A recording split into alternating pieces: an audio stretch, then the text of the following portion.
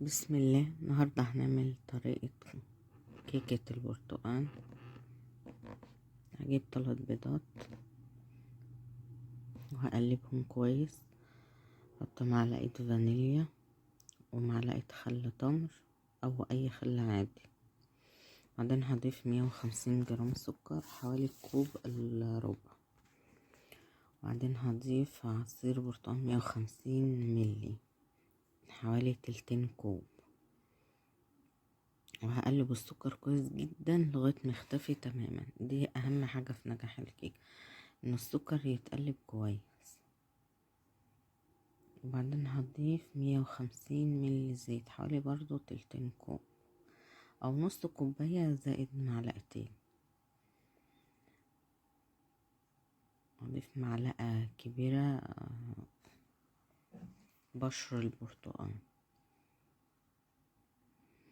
هدوبهم. بعدين هضيف معلقتين من النشا. النشا بيخلي الكيك هشة وخفيفة.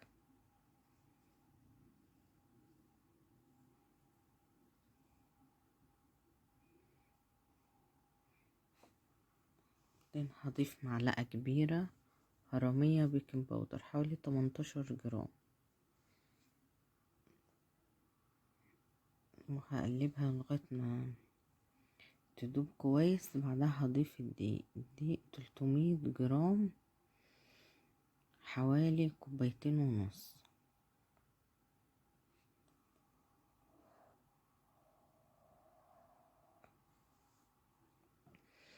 وهقلبهم لغاية ما يختفي تماما الدقيق، ميبقاش مخرز. دي اسهل طريقة اهو. وهجيب قالب وادهنه سمنة او زيت، وبعدين ارش دقيق، وبعدين اصب الخليط عليه. هدخله في فرن 180 مسخن مسبقا. هجيب البرتقالتين دولت اعصرهم، واخد العصير ده عشان نعمل صوص البرتقال. هضيف لهم معلقتين سكر ومعلقة واحدة نشا، وهقلبهم على البارد الاول لغاية ما يتمزجوا كده، وبعدين هرفعهم على النار.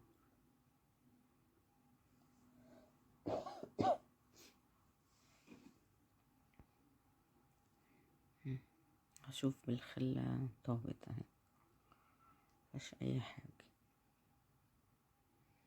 هقلبها وهضيف الصوص ليها وهي سخنة.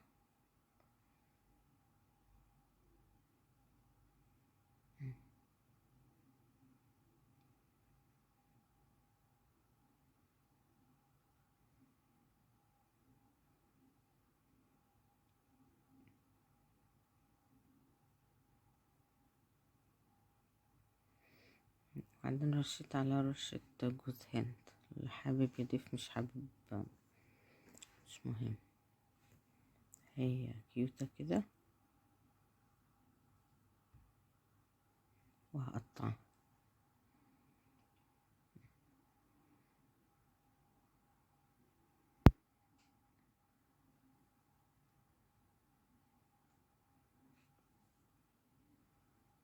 بالهنا والشفا بقى.